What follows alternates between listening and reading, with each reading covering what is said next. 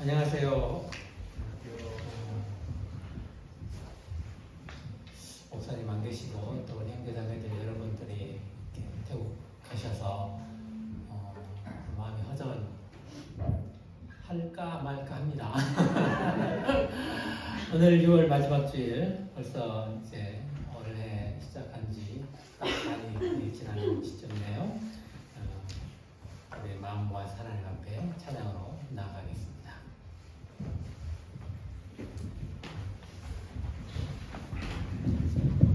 네, 찬양 드리겠습니다.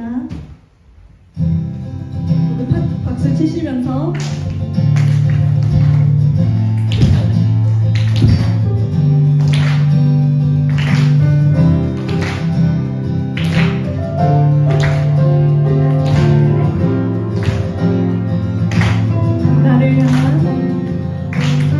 나를 향한 주의 사랑 산과 바다에 넘치니 내 마음 열 때 주님 나에게 참 잘해주시네. 늘 진리 속에 허물며 나의 손을 높이 들고 언제나 주님의 사랑을 노래하리. 나를 향한 주의 사랑 산과 바다에 넘치니 내 마음 열 때 주님 나에게 참 잘해주시네. 늘 진리 속에 거하며 나의 손을 높이 들고 언제나 주님의 사랑을 노래하리. 주의 사랑 노래하리라. 영원토록 노래하리라. 주의 사랑 노래하리라. 영원토록 노래하리라. 나를 향한 주의 사랑 창과 바다에 넘치니 내 마음을 열 때 주님 나에게 참 잘해주시네. 늘 진리 속에 거하며 나의 손을 높이 들고 언제나 주님의 사랑을 노래하리. 주의 사랑 노래하리라. 영원토록 노래하리라. 주의 사랑 노래하리라. 영원토록 노래하리라. 내가 춤을 출 때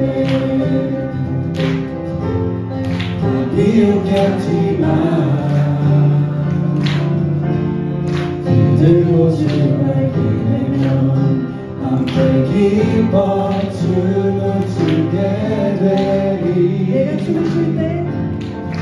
내가 춤을 출 때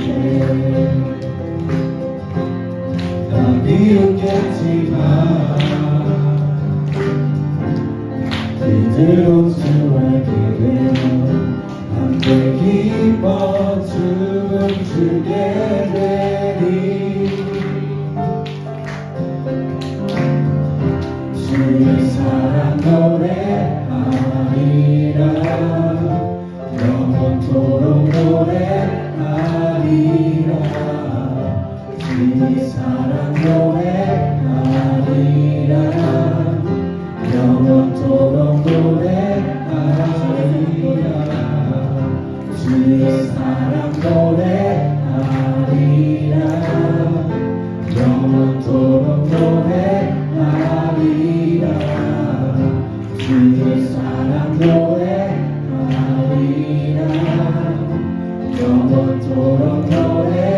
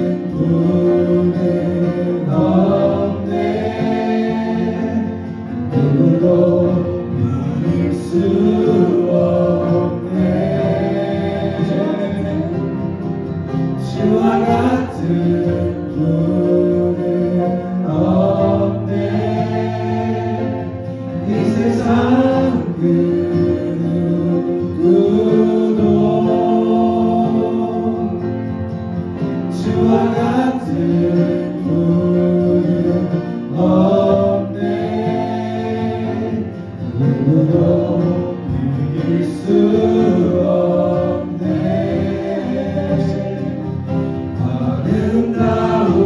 아름다우신 오 놀라우신 영원할 수 없는 사랑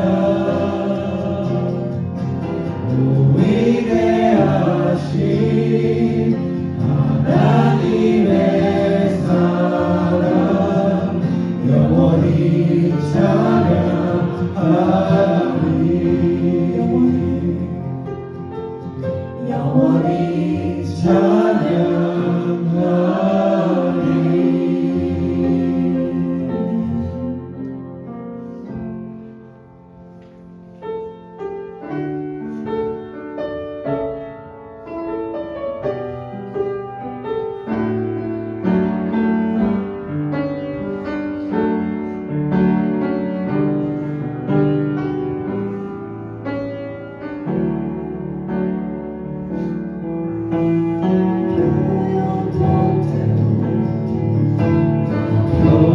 표현하리라 나 고백 못해도 나 고백하리라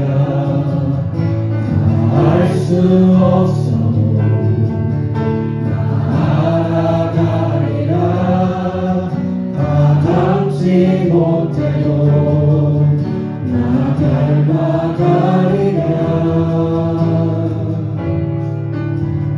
표현 못해도 나 표현하리라 다 고백 못해도 나 고백하리라 다 알 수 없어도 다 알아가리라 다 닮지 못해도 나 닮아가리라 그 사랑 얼마나 아름다운지 그 사랑 얼마나 날 부유케 하는지 그 사랑 얼마나 크고 놀라운지를 그 사랑 얼마나 나를 감격하게 하는지.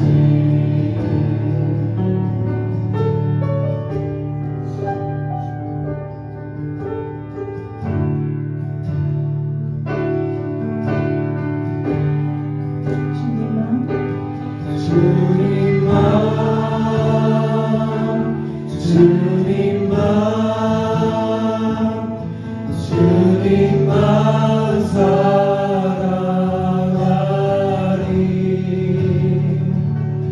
나의 왕 나의 주님 주님을 더욱 알기 원해. 나 주님께 오직 주께 경배하네. 거룩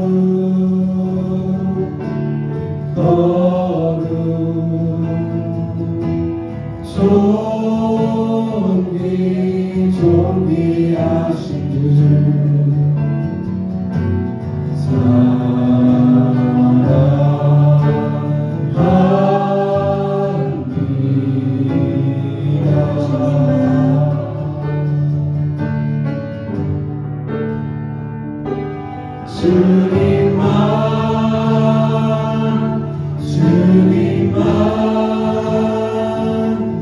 주님만 사랑하리.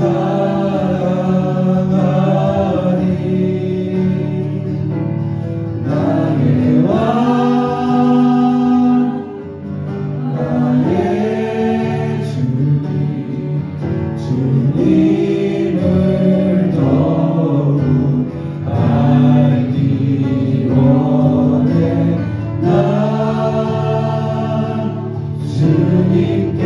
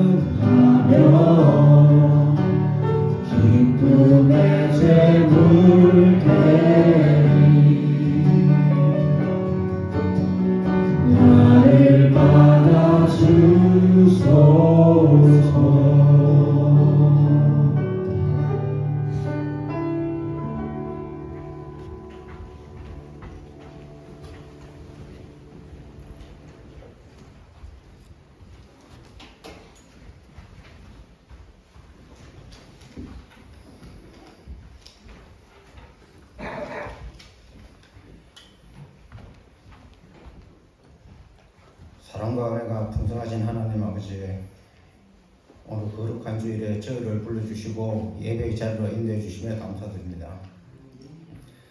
저희의 연약함과 부족함에도 불구하고 변함없는 사랑으로 품어주시고 오늘 이 자리에 함께 모여 예배드릴 수 있도록 은혜 베풀어 주시며 무한한 감사와 찬양을 올려드립니다. 오직 성령이 너희에게 임하시면 너희가 권능을 받고 예루살렘과 온 유대와 사마리아와 땅끝까지 이르러 내 증인이 되리라 하신 말씀을 기억합니다. 또한 하나님의 말씀이 이루어지길 바라는 마음을 모아 지난 27일 우리 예담교회 단기 선교 활동이 시작되었습니다. 선교 활동이 마무리되는 다음 달 5일까지 예담교회 공동체의 선교원들 한 분 한 분의 영과 육의 건강을 지켜주시옵소서. 선교지에서의 활동에 수고하시는 모든 분들에게 주님께서 매 순간 동행하여 주셔서 주님의 일을 할 때 몸과 마음의 건강이 상하지 않고 날마다 위로와 평안, 감사와 기쁨이 넘치도록 하여 주시옵소서. 주님께서 권능의 손으로 붙들어 주셔서 모든 일정이 주님 손 안에서 이루어지길 기도드립니다. 예담교회에 남아있는 가족들을 위해서도 기도합니다. 성도들이 하나님의 말씀 안에서 더욱 성장하고 세상 속에서 믿음의 증인으로 살아가게 하옵소서. 주님의 몸된 교회에서 세상의 빛과 소금 역할을 감당할 수 있기를 기도합니다. 교회의 모든 사역 위에 주님의 은혜가 함께 하시고 잃어버린 영혼들을 주님께로 인도하시는 귀한 성도가 되게 하여 주시옵소서.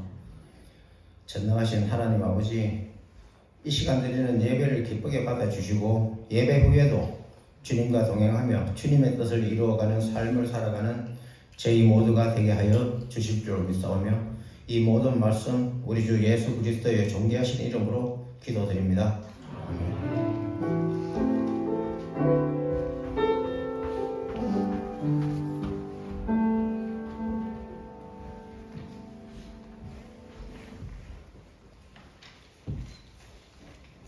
교회 소식 함께 나누겠습니다.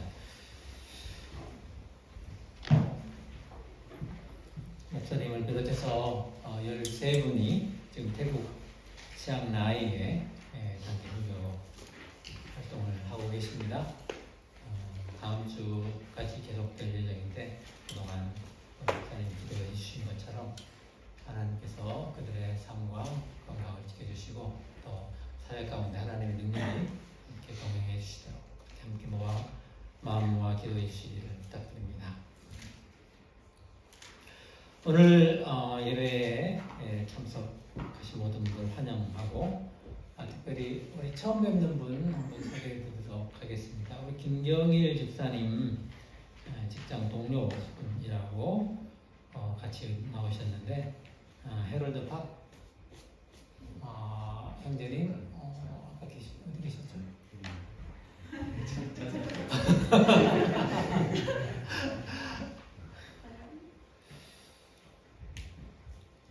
오시면 다시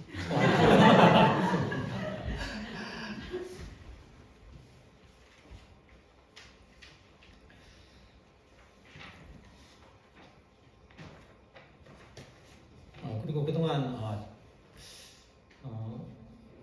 알림에 나오지 않았던 것 같은데 윤의권 목사님 우리 세 가족으로 이렇게 등재가 되어 있네요.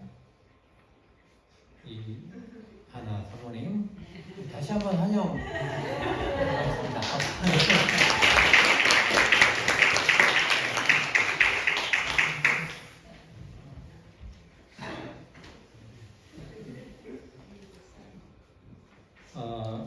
지난주에 우리 세 가족 이기 수료를 했고 종강 파티 또 했습니다. 그런데 수료식은 지금 못 하고 있네요.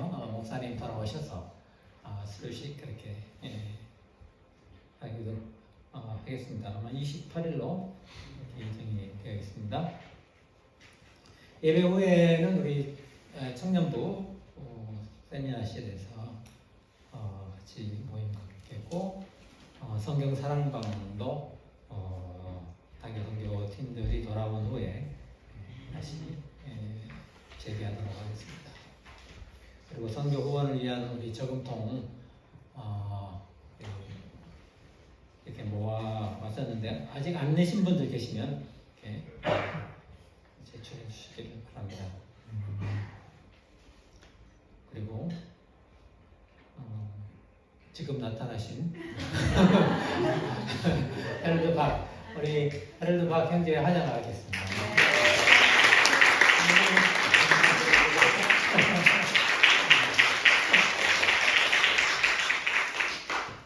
이분을 우리가 환영하지 않을 수가 없는 이유는 이름이 박환영. 그래서 부모님이 정말 좋은 이름을 지어주셨구나 감탄을 했어요. 아마 좋은 이름 컨테스트에 나가면 입상할 것 같아요.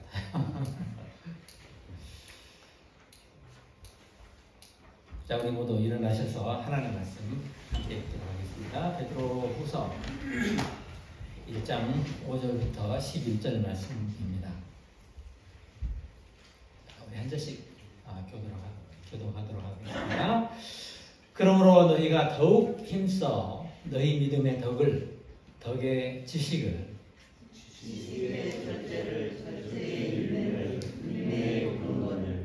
경건의 형제 우애에 사랑을 더하라. 이런 일이 너희에게 있어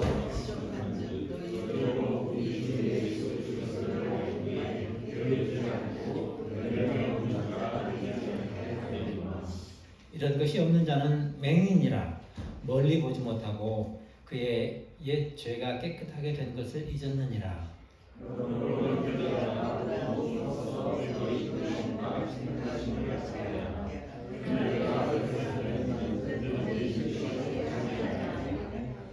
다 같이 이같이 하면 우리 주 곧 구주 예수 그리스도의 영원한 나라에 들어감을 넉넉히 너희에게 주시리라. 아멘.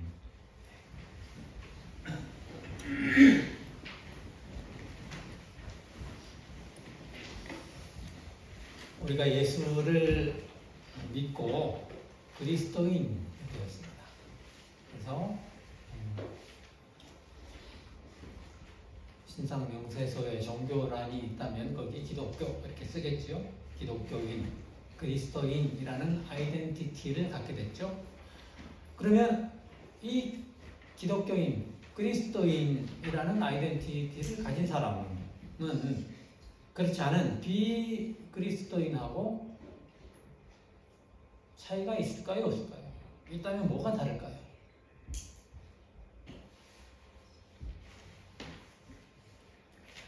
이 문제에 대한 대답을 하기 위해서는 먼저 인간에 대한 고찰 시작해야 합니다.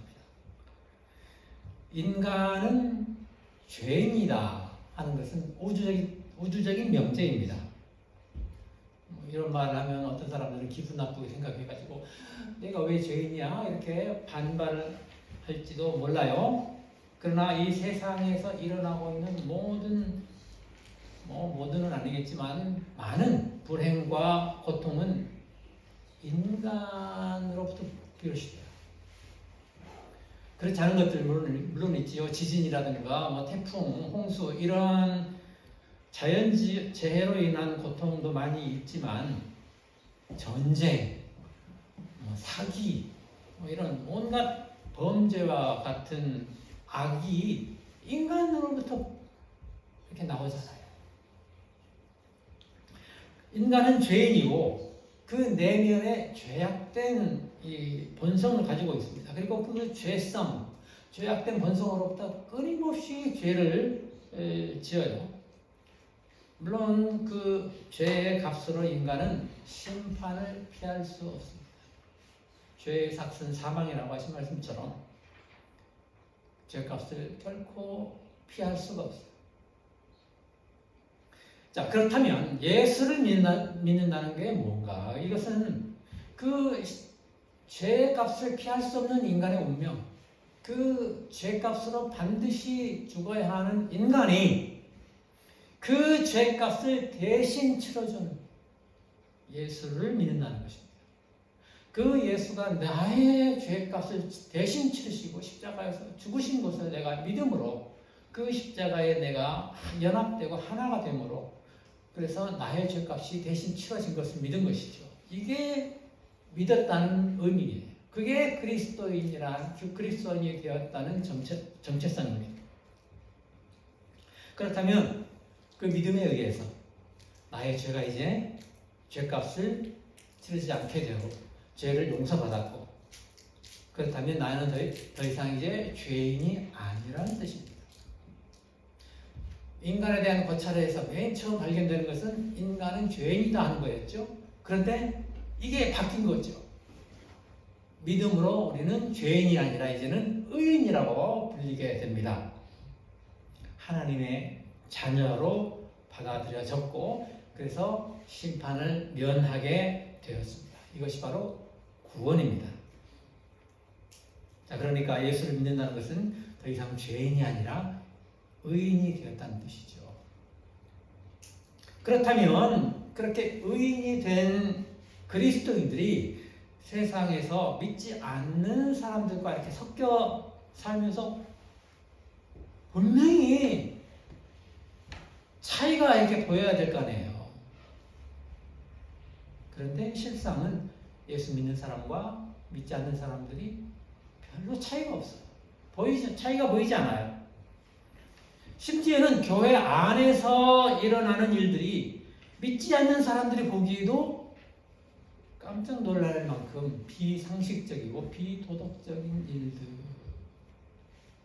일들인 경우가 종종 있습니다.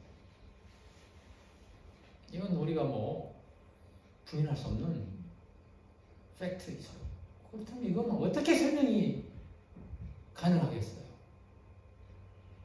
내 죄값을 대신 치러주신 분을 내가 믿음으로 내가 죄가 용서되고 의인이 되었다고 하는데 그 의인들이 모여있는 곳에 왜 이런 일이 일어나느냐 하는 것입니다. 왜 우리는 의인이 아니라 여전히 죄인으로 살고 있는 것일까요? 사실 생각해보면 괴로운 일이죠. 우리가 예수를 믿고 한순간에 의인으로 확 바뀌어가지고 정말 선한 사람, 의로운 사람이 실제로 내 실존이 그렇게 변했다면 얼마나 좋을까요? 그런데 그렇게 되고 싶어도 안 되고 있거든요. 그래서 괴로운 거죠. 그러면 그게 안 되는 걸까요, 진짜? 그건 그냥 이상에 불과한 것입니까? 예수를 믿고 나서도 그냥 우리는 죄인으로 살 수밖에 없는 것입니까? 예수, 그리스도를 믿는다는 것, 첫 단계는 믿음이죠. 우리가 예수를 믿음으로 그리스도인 되잖아요. 우리가 하나님의 자녀가 되는 방법, 시험 쳐서 하나님 자녀가 된 분이 있습니까? 아니면 돈을 많이 내서 무슨 자격을 티켓을 샀습니까? 그런 게 아니죠. 영접하는 자, 곧 그 이름을 믿는 자들에게는 하나님의 자녀가 되는 권세를 주셨으니 우리는 이렇게 믿음으로 하나님의 자녀가 되었고 구원을 얻었습니다. 그러니까 그리스도인과 비그리스도인의 근본적인 차이는 바로 믿느냐 안 믿느냐, 믿음이에요. 그런데 이 세상에서 그리스도인과 비그리스도인이 차이가 없게 보이는 이유는 그냥 믿고 믿음에서 끝나버렸기 때문입니다.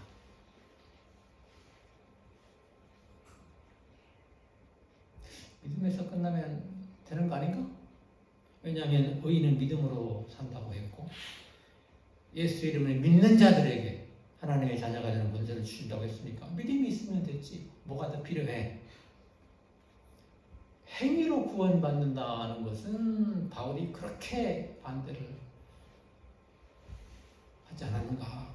이렇게 반론을 제기하는 분들도 있을지 모르겠습니다. 그러나 그런 생각이 오늘날 기독교를 매우 병들게 했습니다. 물론 우리는 행위로 구원받는 것이 아니죠. 믿음으로 구원받는 것은 확실합니다. 그러나 우리가 믿음으로 구원을 받았다고 할 때 그 믿음은 믿음의 결과, 믿음의 열매인 행위가 포함된 넓은 의미의 믿음이어야 합니다. 그래서 야고보는 이 부분에 아주 집중해서 행함이 없는 믿음은 죽은 믿음이라고 했죠. 가짜 믿음이라는 것입니다. 구원에 이르게 할 수 없는 가짜 믿음. 베드로가 우리가 지난번에 살펴봤던 1절에서 4절 내용에 거기서 베드로가 이렇게 말을 했죠. 하나님께서 믿는 자들에게 생명과 경건에 속한 모든 것을 주셨는데 그것을 주신 이유가 뭐냐? 정욕, 즉 죄악된 본성에서 비롯된 이 세상에 썩어질 것을 피하도록, 그래서 신의 성품에 참여하는 자들이 되도록 하기 위해서라고 했어요. 그리고 그 다음 5절이 이어져요. 5절을 이렇게 시작합니다. 그러므로, 이 접속사 그러므로가 굉장히 중요한 역할을 해요. 그러므로, 이 그러므로가 뭘 받습니까? 신의 성품에, 세상에 썩어질 것을 피하여 신의 성품에 참여하는 자가 되게 하셨으므로, 그 다음에 어떻게 하라는 거, 이걸 말하기 위해서죠. 그러므로 너희가 더욱 힘써 너희 믿음의 덕을 더하라. 믿음이 있다고 하면서 믿음에서 끝나버리고 믿음에다가 덕을 애덤 추가하지 않으면 안 된다는 거예요. 믿음에서 끝나버리고 이 덕을 추가하지 않으니까 믿는 사람이나 믿지 않는 사람이 똑같아지는 것입니다. 보기에. 베드로가 말하는 덕, 우리 한국말에도 덕이라는 말 많이 쓰죠. 덕이 있다.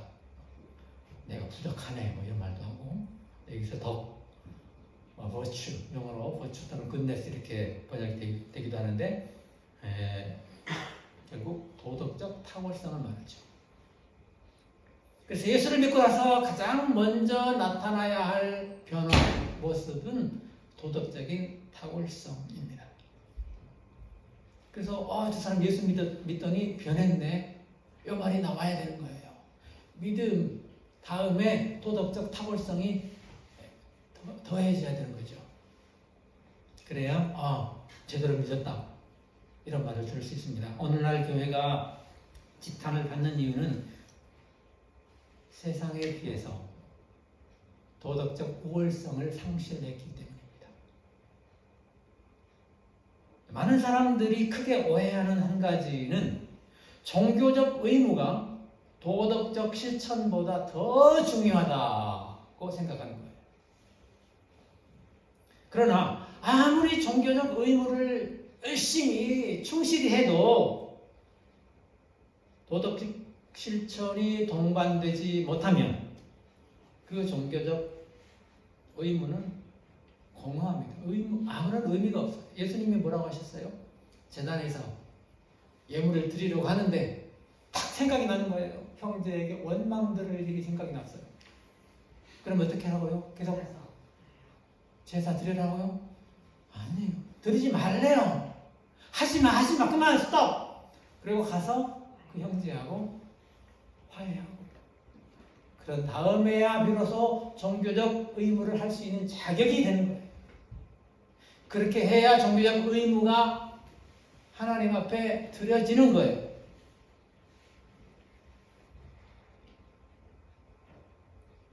그런데 종교심이 강한 사람들은 형제에게 원망들 듣는 것은 괜찮아, 견딜만 해. 그런데 제단에 예물을 드리지 못하는 것은 견디지를 못해.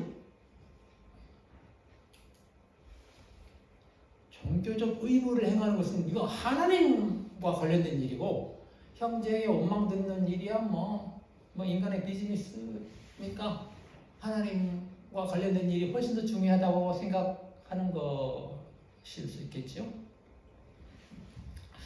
제가 최근에 콜롬비아의 마약왕 이야기를 다룬 드라마를 봤는데, 이 마약왕이 이 마약 카르텔을 만들어가지고 돈과 세력이 주체할 수 없어. 막 돈이 너무 많아가지고 돈 막 땅에 묻어. 그리고 이 마약을 근절하겠다는 대통령 후보가 대통령 선거를 하는데요. 한 후보가 그러니까 이 대통령 후보를 암살하려고 그 후보가 유세하려고 지방에 가는 비행기를 폭발을 시켜. 근데 그 첩보를 어떻게 입수해가지고 그 후보가 안 타는 바람에 후보는 살았지만 뭐 비행기 폭파도 이렇게 막 할 정도가 돼요. 그 정도로 나라를 쥐락펴락하는 큰 세력을 갖게 돼요. 그래서 이 대통령이 이제 당선이 돼요. 그래서 나중에 이 마약왕을 제거하려고 아주 정부에서 대대적인 작전을 수행하게 되고, 그래서 이 마약왕이 가족과 함께 은신처에 숨어 지내요. 근데 이 마약왕이 다른 사람한테는 그렇게 잔인한데 또 자기 가족 사랑은 이렇게 끔찍할 수가 없어요. 아내를 정말 사랑해요. 어린 자녀들 둘이 있어요. 아들 하나, 딸 하나. 그리고 어머니를 모시고 살아요. 그런데 또 이 어머니는 특별한 분이에요. 아들을 너무 사랑해요. 아들이 너무 대견해요. 아들이 이렇게 성공하고 이렇게 큰 세력을 갖게 되니까 너무 자랑스러워. 그래서 이 아들에 대해서는 무한한 신뢰와 사랑을 보내줍니다. 아들이 하는 것은 다 잘했다고 생각해요. 그런데 이렇게 숨어 지내면서 밖에 나가지도 못하니까 이 어머니가 답답해 죽겠는 거예요. 뭐가 답답한 줄 아세요? 성당 가서 미사를 드려야 되는데 이걸 못하니까 그냥 죽겠는 거예요. 그래서 성당 가야 되겠다고 하면 아들이나 며느리가 안 됩니다. 절대 못 가게 하니까 몰래 운전사하고 차를 타고 성당에 가요. 아들이 뭐 폭탄 테러하고 경찰 또 정치인들을 암살하고 또 부하들 뭐 배신했다고 막 무자비하게 죽이고 이건 괜찮아. 아들이 그렇지도 않으면 아무렇지도. 그런데 성당 가서 미사 못 드린 것은 견딜 수가 없는 거예요. 그래서 몰래 성당 가서 미사를 드리고 너무너무 행복한 모습으로 집에 돌아와요.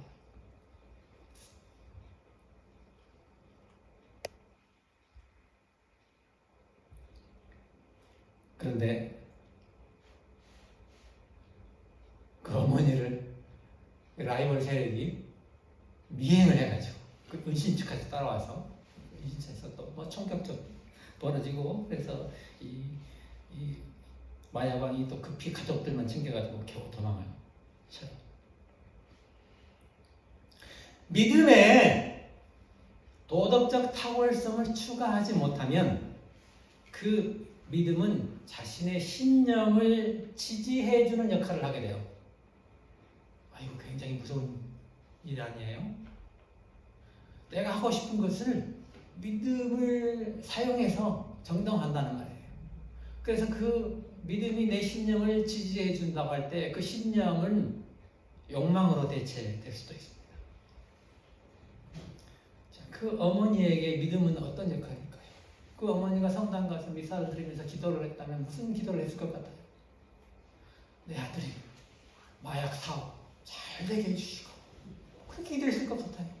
지금 정부에서 경찰 싹 들어가지고 막 아들을 잡으려고 하는데 절대로 안 잡히게 해주시고,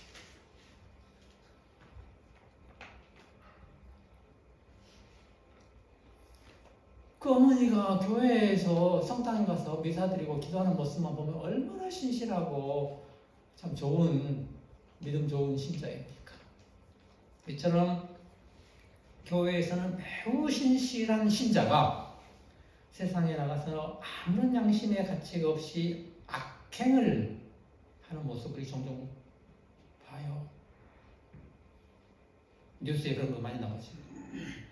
우리는 이런 사람들을 신자라고 부를 수 없습니다. 그냥 종교인으로 불러야겠죠. 마약 왕의 어머니처럼 매우 진지한 종교인이지만 기독교 신자라고 할 수가 없죠. 그런 종교인의 믿음이 구원에 이르는 믿음이 될 수 있습니까? 이 사람들이 믿음이 없는 게 아니잖아요. 믿잖아요.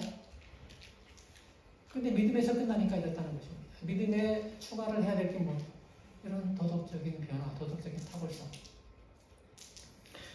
이렇지 못하면 그냥 믿음에서 끝나가지고 그 믿음이 자신의 욕망을 지지해주는 역할만 하는 그런 믿음을 보면서 야고보는 죽은 믿음이다 이렇게 탄식을 하고 있어요.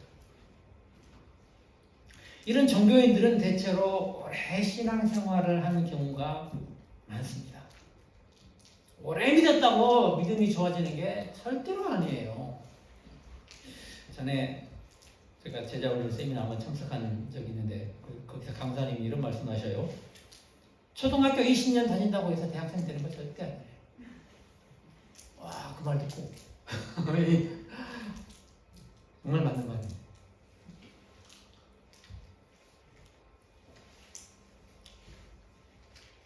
믿는다고 하면서 오래 믿으면서 그 믿음에다가 자신의 신념과 자신의 욕망을 이렇게 막 추가하면 어떻게 되겠어요? 못 고칩니다. 아주 고질병이 돼요. 그래가지고 그게 자기 신념이나 욕망이 믿음과 일체가 하나가 되어 있기 때문에 자기 신념이나 욕망과 다른 생각을 갖고 있는 사람들은 믿음 없는 거예요. 믿음 없는 소리 한다고 하는 거지. 믿음 없는 소리 한다 이런 얘기 많이 들려오지요.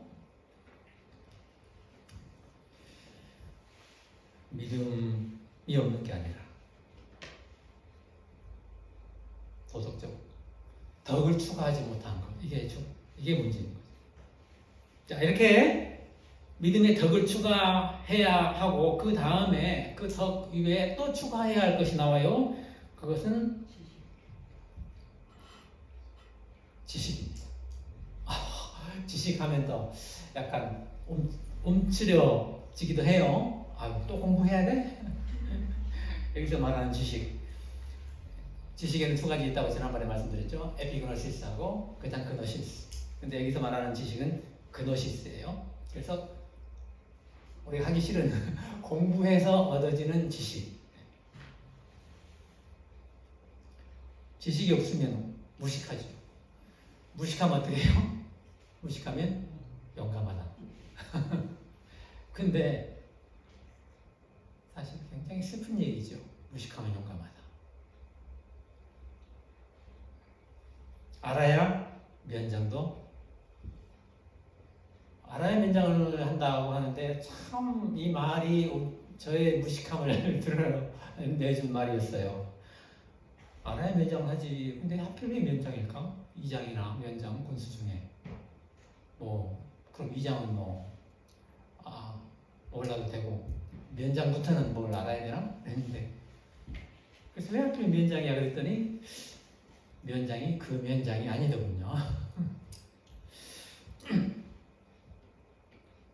믿음이 온전해지기 위해서는 그러면 공부 많이 해가지고 박사학위 따야 됩니까? 물론 그건 아니죠. 하나님의 계시, 하나님의 계시가 어디 있어요? 물론 자연에도 나와 있지만 확실하게 나와 있는 게 성경입니다. 성경 우리가 공부해야 돼요. 하나님의 계시를, 하나님이 어떤 일을 행하셨는지, 나를 위한 어떤 계획을 갖고 계시는지 이거 공부 안 하면 저절로 이렇게 안 생기거든요. 물론 우리가 설교 들으면서도 공부가 되는 것이 있지만 공부해야 됩니다. 성경 공부해야 되고요. 성경 읽어야 되고요. 믿음이 잘못된 지식을 만나게 되면 그게 뭔 줄 아세요? 이단입니다. 이단. 참 안타까운 문제예요. 정말 믿음 좋고 열심 많은데 엉뚱한 길로 가는 거죠.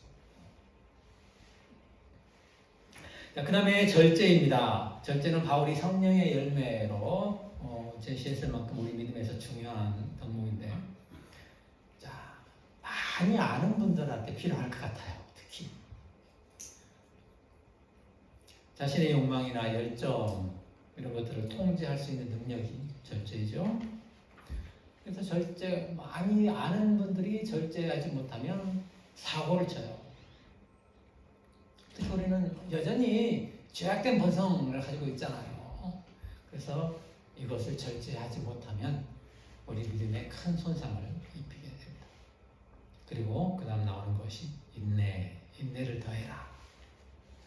인내는 뭐 우리가 굳이 뭐 말하지 않아도 속담에도 뭐 참으린 자 3번이면 살인도 면한다 이런 좋은 말도 있는데, 여기서 인내는 참는다 이런 뜻보다 견딘다 이런 뜻입니다.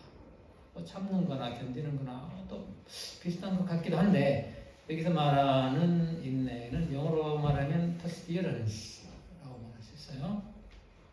이게 뭐냐면 변하지 않고 꾸준한 거예요. 그래서 유혹에도 넘어가지 않고 박해에도 굴복하지 않는 꾸준함이 믿음에 추가되어야 합니다. 믿음이 좋은데, 믿음이 훌륭한데 이게 꾸준하지 않으면 어떻게 해요? 막 상황에 따라서 막 출렁거려 버리면 곤란하지 않겠어요? 제가 그 미국 프로야구 메이저리그 좋아해가지고 가끔 봐요.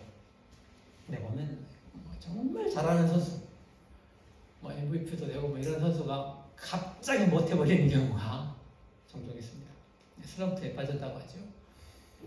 슬럼프에 빠져서 허덕이는 기간이 길어지면 뭐 본인은 말할 것도 없고 팀도 그렇고 팬들도 너무 힘들어요. 잘할 때는 홈런 치고 펄펄 날다가 못할 때 맨날 스트라이크아웃 당하고 하면 전에 잘했다고 해서 계속 잘하는 선수로 절대로 평가해주지 않습니다. 그래서 좋은 선수라고 평가하는 가장 중요한 기준이 얼마나 꾸준한가. 그래야 중요한 순간에 믿고 맡길 수가 있잖아요. 믿음도 마찬가지입니다. 우리가 흔히 말하는 것처럼 뭐 냉탕 온탕 왔다 갔다 하는 믿음 곤란하죠. 다른 사람들 매우 힘들게 하는 그런 믿음입니다. 자, 그 다음에 추가되어야 할 것으로 경건을 말하고 있죠. 지난번에 말씀드린 것처럼 경건의 뜻이 뭐라고요? 하나님처럼. 상당히 좀 두렵게 만드는 그런 단어잖아요. 하나님처럼. 와, 우리가 어떻게 하나님처럼? 그러나 하나님은 너희도 나처럼 살아라 이렇게 말씀하셔요. 내가 거룩하니 너희도 거룩하라. 하나님처럼 사는 것이 우리에게 주어진 의무예요. 하나님은 그것을 우리에게 원하시고 또 그렇게 하도록 기대하셔요. 우리가 우리의 말과 행동 속에 하나님의 성품이 묻어 나오는 거, 이게 경건입니다. 그리고 나의 삶을 통해서 하나님 기쁘시게 하는 거, 이게 경건한 삶이죠. 그래서 정말 하나님을 사랑하고 하나님을 믿으면 당연히 경건해야 될 것 같아요. 믿음은 있는데 경건하지 않아. 좀 앞뒤가 안 맞는 것 같죠? 어떤 사람이 정말 믿음은 좋아. 그런데 하는 행동이나 말을 보면 너무 경건하지 않아. 말이 안 되죠. 자, 그 다음에 추가해야 할 것으로 형제 우애입니다. 형제 우애는 그리스어로 필라델피아예요. 필로스가 사랑이에요. 그리고 아델포스가 형제. 그래서 필라델피아 형제 사랑인데, 요한계시록의 7교회들의 그 도시들 나오죠. 그 중에 필라델피아 있죠. 우리 성경에 필라델피아가 뭐 필라델피아 교회. 미국의 펜실베니아 주도도 펜실베니아 맞아. 필라델피아입니다. 그런데 베드로가 말하는 필라델피아는 이 도시 이름하고는 아무 상관이 없습니다. 형제 우애는 우리가 가진 믿음의 본질적인 한 면을 보여줍니다. 우리가 믿는다는 것은 하나님을 일단 아버지로 믿는 것입니다. 우리가 하나님 아버지라고 부르잖아요. 기도할 때 하나님 아버지 뭐 자동으로 나와요. 그런데 여러분, 믿지 않는 사람들이 하나님을 아버지라고 부르는 거 보신 적이 있습니까? 그 사람들은 하나님 아버지라고 부를 수가 없어요. 안 나와요. 왜냐하면 믿지 않으니까. 하나님이 내 아버지라고 믿지 않는데 어떻게 하나님을 아버지라고 부를 수 있어요? 그러나 우리는 믿는 순간 하나님을 아버지로 부르게 돼요. 하나님과 나와 아버지와 자녀의 관계가 생겨요. 그래서 우리가 마음껏 아바 아버지라고 그렇게 부르게 돼요. 성령께서 나에게 그런 마음을 주셔요. 하나님을 아바 아버지 이렇게 부른단 말이에요. 제가 참 좋아하는 찬양 가운데 아바 아버지 그 찬양 있잖아요. 그런데 내가 하나님을 믿고 하나님을 아버지라고 부르는데 하나님이 내 아버지가 됐어요. 그런데 옆에 보니까 옆에 사람도 하나님을 아버지 하네. 야, 너 왜 내 아버지를 네 아버지라고 불러? 그럴 수는 없죠. 그러니까 내가 믿음을 갖게 되는 순간 하나님과의 관계가 생겼는데 그 관계만 생긴 줄 알았더니 옆에 사람과의 관계가 생겨버린 거예요. 자동으로. 왜냐하면 이 사람도 하나님을 아버지라고 부르니까. 그럼 하나님을 같은 아버지라고 부르니까 나와 이 사람 어떤 관계예요? 형제 관계가 되는 거죠. 야, 너랑 나랑 형제하자 이렇게 생긴 게 아니에요. 이거는 하나님 때문에 생긴 관계인 거예요. 그런데 신기한 것은 하나님은 절대로 할아버지는 되지 않아요. 아, 내가 하나님을 아버지라고 부르니까 우리 딸내미들은 너는 하나님 할아버지라고 불러? 이러면 되겠어요? 그럴 수가 없죠. 하나님과 인간의 관계는 인간의 이런 인간 관계 때문에 이렇게 달라지지 않아요. 인간의 이 세대에 매이지 않으십니다. 하나님은 인간의 창조주이시 절대적인 관계잖아요. 그래서 인간의 관계에 따라서 하나님 관계가 달라지지 않는단 말이에요. 다시 말해서 창조주와 피조물의 관계, 절대적 관계죠. 그 절대적 관계 앞에서 인간의 관계들, 뭐 할아버지, 할머니, 뭐 삼촌, 조카, 당숙 이런 모든 관계들은 다 상대적인 것이 돼요. 평준화. 그래서 다 하나님이 아버지가 되는 거예요. 근데 내가 믿음을 갖고 보니까 어떤 분이 내가 믿음 갖고 보니까 얼마나 이게 다행인지 모르겠다. 내가 예수 믿고 구원받았다는 게 얼마나 좋은지 모르겠다. 믿음이 얼마나 소중해요. 이 믿음 아니었으면 어쩔 뻔했어요. 나의 죄의 값을 영원히 면할 수 없는 사망에 처하게 되는데 믿어가지고 하나님 자녀가 되고 구원받게 되니 이 믿음이 얼마나 좋아요. 그래서 믿음으로 하나님의 자녀가 되고 구원을 받았는데 나만 이 믿음을 갖고 있는 게 아니라 내 옆에 있는 사람이 그 믿음을 갖고 있단 말이에요. 그러니까 이 보배로운 믿음을 갖고 있는 이 형제도 귀하게 보이는 거예요. 바로 베드로가 앞에서 말했잖아요. 너희가 가진 믿음도 우리의 믿음처럼 보배로운 것을 안다 이런 말을 했잖아요. 그러니까 이 옆에 사람이 한없이 소중하고 귀한 사람이 되는 거예요. 같은 믿음을 가지고 있다는 것 때문에. 하나님이 나를 사랑하셔서 나를 자녀 삼아 주셨는데 하나님이 나만 그렇게 사랑하신 것이 아니라 이 사람도 그렇게 사랑하고 계신다는 거예요. 하나님이. 그렇다면 나도 이 사람을 사랑해야 돼. 하나님이 사랑하는데 나는 이 사람 미워하면 이거는 하나님한테 대드는 못 하잖아요. 어쨌든 이 사람을 사랑하는 거. 이게 베드로가 말하는 필라델피아. 그리고 이 필라델피아에 의해서 뭐가 생겨요? 교회가 돼요. 교회가. 여러분, 우리 교회가 왜 생겼어요? 이 필라델피아로 만들어진 거예요. 그래서 이 교회 안에 이 필라델피아가 넘쳐나야 돼요. 교회 안에 필라델피아가 없다? 이것도 앞뒤가 안 맞는 말이에요. 자, 그리고 마지막으로 추가되는 게 뭐냐? 사랑입니다. 이 사랑이 추가되면 믿음이 완성이 돼요. 자, 믿음에서 시작했죠? 그래가지고 덕과 지식과 인내와 이렇게 쭉쭉 해가지고 이제 사랑까지 왔어요. 믿음에서 시작한 이 여정이 사랑에서 완성이 돼요. 사랑이 믿음을 완성케 합니다. 이 사랑은 아가페예요. 아가페는 앞에서 말하는 필로스하고 달라요. 바울도 사랑은 율법의 완성이다. 우리가 세상 사람들도 뭐 황금률이라고 말하는 그 말씀, 예수님 말씀. 네가 원하는 것을 형제에게도 해주라, 이런 말씀이죠. 네가 대접을 받고 사는 대로 대접하라.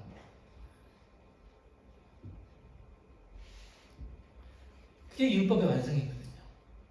그래서 율법이라는 게 결국 뭐냐? 사랑을 실천하는 것입니다. 그래서 모든 율법의 조항은 사랑을 어떻게 실천해야 할 것인지 구체적으로 말하는 조항들이에요. 형제 우애면 충분하잖아요. 형제 우애로 교회도 되고, 이 교회 안에서 하나님이 서로 사랑하시는 사람들 함께 이렇게 사랑해서 하나가 되는 코이노니아 공동체를 만들면 됐지, 왜 사랑이 더 필요해요? 이렇게 생각될 수도 있는데, 형제 우애는 미안하지만 형제 우애는 교회 안에 해당되는 덕이잖아요. 왜냐하면 교회 밖에는 그 필라델피아가 해당이 안 되잖아요. 하나님과의 관계가 아니니까. 오늘날 기독교가 이기적인 집단으로 매도되는 경우가 참 많습니다. 교회 밖에 사람들이 보니까 기독교인들이 자기들끼리 사랑하고 서로 베풀고 똘똘 뭉쳐가지고 외부의 세력과 이렇게 대항하는 것처럼 보여요. 그러면 밖에서 볼 때 저 집단 이기주의라고 이렇게 말하게 되는 거예요. 또 실제로 그런 일들이 있기도 해요.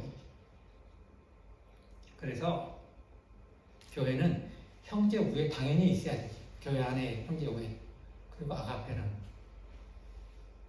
형제 우애, 물론 교회 안에 또 해당되지만 밖에 사람들까지 포함해서 모두를 사랑할 수 있어요. 이게 아가페잖아요. 아가페 사랑을 실천하는 집단, 이게 교회란 말이에요. 이것이 믿음의 완성된 모습입니다. 교회가 이 그리스도인들이 세상을 향해서 이런 아가페 사랑을 내보일 때 세상을 향한 하나님의 마음을 실천하게 돼요. 저것들 하나님 안 믿는데 우리가 왜 이렇게 사랑해야 돼요? 그런 사람이 있을지 모르지만 하나님의 사랑, 하나님의 마음으로 하나님이 그들을 어떻게 사랑하시는지, 하나님이 물론 그들 심판하시겠지만은 그들을 사랑하셔서 그들이 예수를 믿고 구원받기를 원하시는 하나님의 마음을 가지고 계시잖아요. 그리고 또 그들에게 우리와 똑같이 햇볕과 비를 내려주시잖아요. 그게 모두 하나님의 사랑이 근거하는 것입니다. 그래서 우리가 이런 사랑으로 우리의 믿음을 완성해야 합니다. 우리가 예수를 딱 믿었어요. 믿고 나니까 그냥 한순간에 이 모든 것들이 다 갖춰져 가지고 우리가 완벽한 예수 믿는 완벽한 그리스도인이, 온전한 그리스도인 되어버렸다면 얼마나 좋겠어요. 그렇다면 정말 교회가 세상의 빛이 되고 소금이 되고 정말 칭찬받는 그런 교회가 될 것입니다. 그런데 그런 온전한 그리스도인은 절대로 자동으로 저절로 되지 않습니다. 오래 믿는다고 시간 오래 됐다고 해서 되는 게 아니란 말이에요. 그래서 베드로가 5절에서 아주 강조하는 단어가 하나 있어요. 5절은 뭐예요? 더욱 힘써. 더욱 힘써 믿음에 덕을 더하고. 힘쓰지 않으면 되게 안 되는 일이에요. 그래서 덕과 지식과 인내, 절제, 인내, 경건, 형제, 우애, 사랑을 더하려면 어떻게 해야 돼요? 더욱 힘써야 된다는 거예요. 더욱. 영어로 표현하면 make every effort. 그냥 대충 해가지고 될 일이 아니고 정말 죽을 똥 살 똥 이렇게 열심히 해야 된다는 것입니다.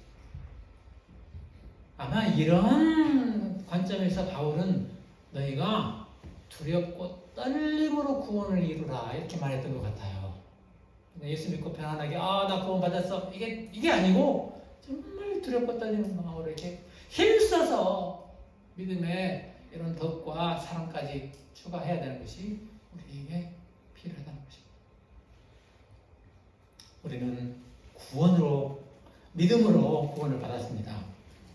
그러나 믿음으로, 믿는 것으로 끝나는 것이 아니라 믿음의 도덕적 탁월성을 더해야 되고, 거기에다가 지식을 더해야 되고, 또 절제도 더하고, 인내, 경건, 형제 우애, 그리고 사랑까지 추구하는 온전한 믿음에 이르도록 더욱 힘쓰는 성도들이 되시기를 축복합니다.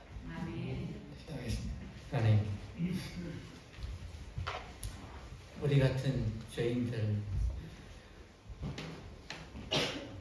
정말 영원한 심판을 면할 수 없는 죄인들 부르시고 예수 믿게 하셔서 하나님의 자녀가 되게 하여 주시니 감사합니다. 우리 같이 완악한 마음을 가지고 있는 자들에게 믿음이라는 선물을 주셔서 이 믿음으로 예수 그리스도가 나를 대신하여 십자가에서 죽으시고 내 죄값을 치러주신 것을 믿게 해 주셔서 감사합니다. 이 고귀한 믿음으로 하나님의 자녀가 되었습니다. 제 믿음이 더욱 성숙한 믿음이다. 온전한 믿음으로 나아가도록 우리가 더욱 힘써 사랑에 이르도록 우리의 삶을 하나님께서 또한 다스려 주시고 인도하여 주시고, 우리가 더욱 이렇게 아름답고 성숙한 믿음의 모습으로 이 세상을 또한 인도해 나가는 그런 성숙한 교회 되도록 은혜를 더하여 주시옵소서. 예수님의 이름으로 기도합니다. 아멘. 찬송 404장입니다.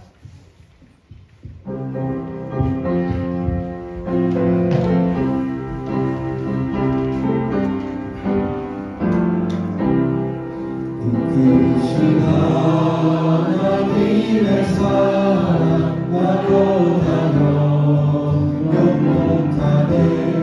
저 높고 별을 넘어 이 낮고 낮은 땅 위에 죄범한 영혼 구하려 그 아들 보내사 화목됨을 삼으시고 죄 용서하셨네. 하나님 크신 사랑은 증량다 못하네. 영원히 변치 않는 사랑 성도여 찬양하세. 외로운 시절 지나가도 날 위해 영원세할 때 준비하던 영혼들은 큰 소리 외쳐 울어도 주 믿는 성도들에게 그 사랑 베푸사 우리의 죄 사했으니 그 은혜이실까. 하나님 크신 사랑은 증량다 못하네. 영원히 변치 않는 사랑 성도여 찬양하세.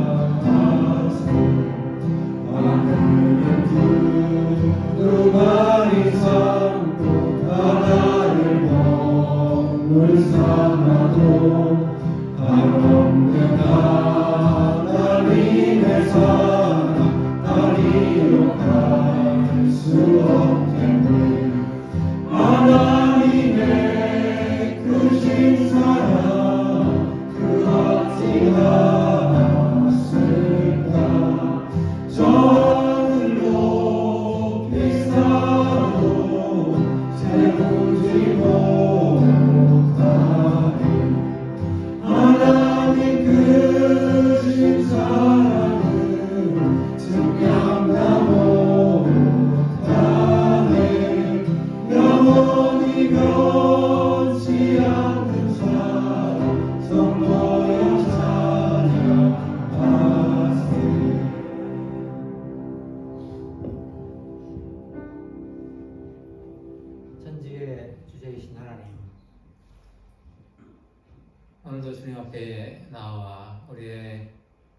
마음과 뜻과 정성을 다하여 하나님을 예배하고 또 우리 손의 수고로 얻은 재물 가운데 일부를 하나님의 것으로 변하여 이렇게 드렸습니다. 이 헌금을 하나님께서 연락하여 주시고 주님 나라를 위하여 사용하여 주시옵소서. 또한 대북 선교 현장에 나가 있는 우리 사랑하는 목사님과 형제자매들에게 은혜를 더하여 주시고 돌아올 때까지 우리 가운데 충만하여 더 풍성하고 복된 소식 우리에게 함께 가져와 나눠줄 수 있게 하여 주시옵소서.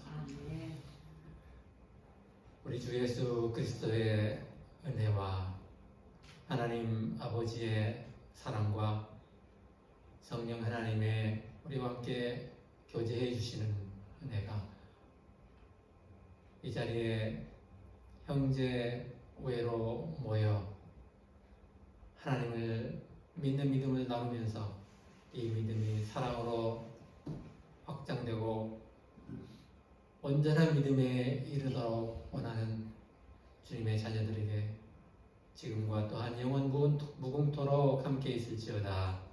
아멘.